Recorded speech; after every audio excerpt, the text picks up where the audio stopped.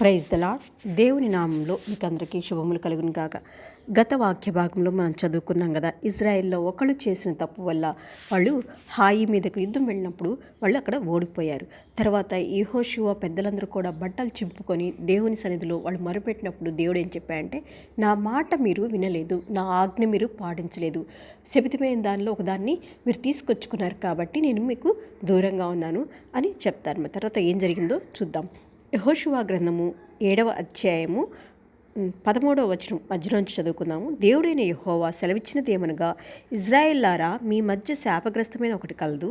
మీరు దాన్ని మీ మధ్య ఉండకుండా నిర్మూలనం చేయ వరకు మీ శత్రువులు ఎదుట మీరు నిలవలేరు అని ఏమన్నా అంటే, మీలో ఒకళ్ళు తప్పు చేశారు కాబట్టి ఆ శాపగ్రస్తమైన దాన్ని మీ దగ్గర నుంచి తీసేసే వరకు మీ మధ్య నేను ఉండను, మీకు నేను తోడై ఉండను. సో మీ శత్రువు లేదా నేను తోడై ఉండకపోతే మీరు మీ శత్రువు లేదట మీరు నిలవలేరు.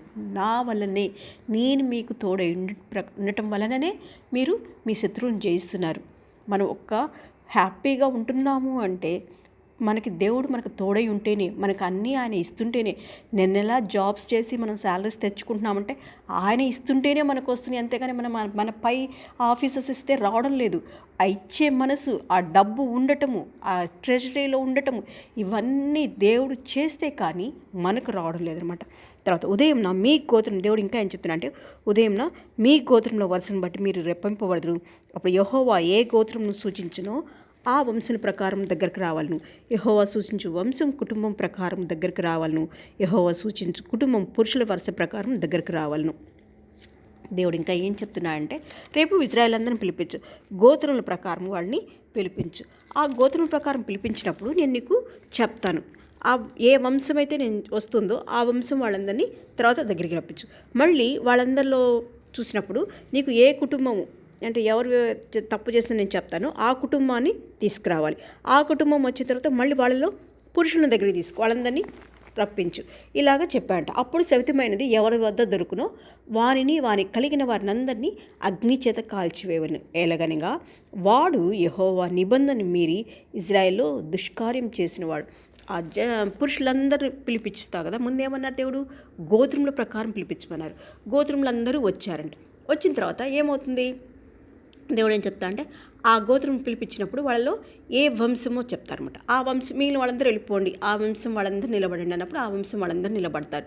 తర్వాత మళ్ళీ అక్కడి నుంచి కుటుంబాలు, ఆ వంశంలో ఏ కుటుంబం తప్పు చేసిందో ఆ కుటుంబం నిలబెడతాడు దేవుడు. ఆ కుటుంబం నిలబెట్టిన తర్వాత ఆ కుటుంబంలో పురుషులు మళ్ళీ నిలబెట్టినప్పుడు అది ఎవరి దగ్గర దొరుకుతుందో అతను అక్కడ తప్పు చేసినతను అనమాట. అయితే మనము 19వ వచనం చూసుకున్నట్లయితే, అలా చేసినప్పుడు ఏమవుతుందంటే అది అకాను అనే అతనికి వస్తుందన్నమాట.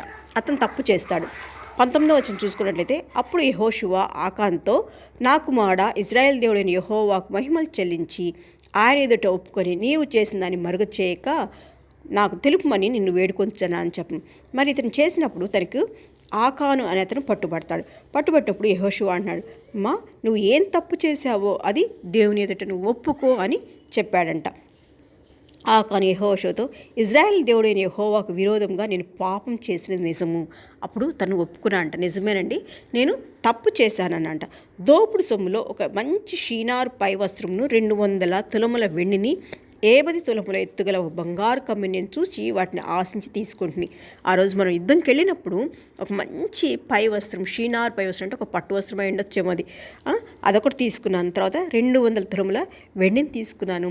అంత మాత్రమే కాదు, 50 తులాల ఎత్తుగల ఒక బంగారు కడ్డీని కూడా నేను తీసుకొని వచ్చాను. నేను తప్పు చేశానని ఆ ఆకాను ఒప్పుకున్నాడంట. అదిగో, నా డేరా మధ్య అవి భూమిలో దాచబడి ఉన్నాయి, ఆ వెండి దాని క్రింద ఉన్నదని ఉత్తరమిచ్చి తాను చేసినంతయు ఒప్పుకొను.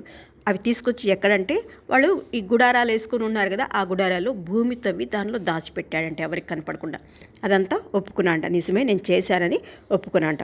అప్పుడు యెహోషువ దూతలను పంపగా వారు ఆ డేరా ఎద్దుకు పరిగెత్తి చూచినప్పుడు అది డేరాలో దాచబడి ఉండెను, ఆ వెండి దాని క్రింద ఉండెను. తర్వాత మనుషులను పంపించినప్పుడు యెహోషువ వాళ్ళు వెళ్ళి చూసి తవ్వి అవి తీసుకొచ్చారంట. కాబట్టి వారు డేరా మధ్య నుండి వాటిని తీసుకొని యెహోషువ వద్దకును ఇజ్రాయెల్ వద్దకును తెచ్చి యెహోవా సన్నిధిని ఉంచిరి. తరువాత యెహోషువ ఇజ్రాయెల్ అందరిను జెరహు కుమారుడైన ఆకాన్ను ఆ వెండిని, ఆ పై వస్త్రమును, ఆ బంగారు కమ్మిని, ఆకాను కుమారులను, కుమార్తెలను, ఎద్దులను, గాడిదలను, మందలను, డేరాను, వారికి కలిగిన సమస్తమును పట్టుకొని ఆకోరు లోయలోనికి తీసుకొచ్చారంట. మరి దేవుడు సెలవిచ్చినట్టుగా ఆ ఆకాను, తర్వాత కుమారులు, కుమార్తెలు, ఆ వెండి, ఆ పై వస్త్రము, ఆ పట్టుబట్ట, తర్వాత ఆ బంగారము, తర్వాత ఆయనకు కలిగిన ఎద్దులు, గాడిదలు, అంత మాత్రమే కాదు, కానీ వాళ్ళు నివసించిన ఆ డేరాని, ఆ గుడ్డని కూడా తీసుకొని వచ్చారంట వాళ్ళు. అవన్నీ తీసుకొచ్చేసి యెహోవా సన్నిధికి తీసుకొచ్చినప్పుడు, యెహోషువ, నీవేళ మమ్మను బాధపరిచివి, నీవు యెహోవా నిన్ను బాధపరచనుగా ఇజ్రాయేల్ అందరూ వారిని రాళ్లతో చావగొట్టిరి. వారిని రాళ్లతో కొట్టిన తరువాత అగ్ని చేత కాల్చి వారి మీద రాళ్లను పెద్ద కుప్పగా వేసిరి. అది నేటి వరకు ఉన్నది. అప్పుడు యెహోవా కోపోద్రేకం విడిచిన వాడై మళ్ళుకొను. అందుచేతను నేటి వరకు ఆ చోటుకు ఆకారు లోయ అని పేరు. వాళ్ళు తీసుకొచ్చి, ఎందుకు ఇలా చేశావు, నీ వల్ల మేమంతా శక్తిమవుతున్నాం, దేవుడు మమ్మల్ని అందరినీ విడిచిపెట్టి వెళ్ళాడని చెప్పేసి వాళ్ళందరినీ తీసుకొచ్చి రాళ్లతో కొట్టి చంపేసిన తర్వాత అగ్ని పెట్టి కాల్ చేసి దాని మీద రాళ్ళన్నీ పోసారంట. పోసి అది ఇప్పటికి కూడా ఆ స్థలంలో ఉందంట. దాని పేరు ఆకోరు లోయ. ఆకోరు లోయ అంటే బాధతప్తమైన లోయ అని అనమాట. దేవుడు చూసారా, మరి ఒక్కళ్ళు తప్పు చేస్తే కుటుంబంలో కూడా అండి, మన కుటుంబం మంచిగా కట్టబడాలంటే అందరము మంచిగా ఉండాలి. ఒక్కళ్ళైనా కుటుంబంలోంచి తప్పిపోతున్నారంటే ఆ కుటుంబంలో ఏ కార్యం కూడా త్వరగా జరగదు కూడా.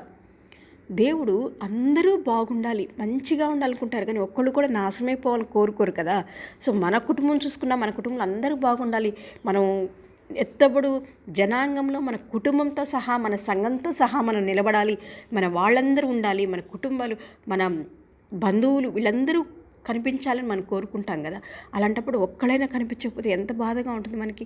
అలాగే మన కుటుంబంలో కూడా మనం కట్టుకోవాలి. అందరూ దేవుని సన్నిధిలో ఉండడానికి, దేవుని యందు భయభక్తులు. మన కుటుంబంలో ఎవరైనా ఒకళ్ళు తప్పిపోతున్నారా, ఒకళ్ళు దేవుని విడిచి దూరంగా ఉంటున్నారా అంటే వాళ్ళ కోసము తల్లిదండ్రులుగా మనం ఎక్కువ ప్రార్థించాలండి. ఒక భార్య తప్పిపోతుంటే భర్త ప్రార్థించాలి, దేవా నీ సన్నిధి నుంచి నా భార్య వెళ్ళిపోతుంది, అయినా నీ సన్నిధిలోకి నా భార్యను తీసుకురండి, మా కుటుంబం అంతా ఎత్తబడి జనాంగంలో నిలబడాలి దేవుడా అని. ఒకవేళ భర్త తప్పుదో దారిలో పడితే భార్య ప్రార్థించాలి, బిడ్డల కోసం తల్లిదండ్రులు ప్రార్థించాలి. కుటుంబం అంతా, మనమందరం కూడా ఎత్తబడి జనాంగంలో ఆ 1000 ఏళ్ల పరిపాలన కలుసుకోలేలాగున దేవుడు మిమ్మల్ని దీవించి ఆశీర్వదించి కాపాడును కాక. ఆమెన్.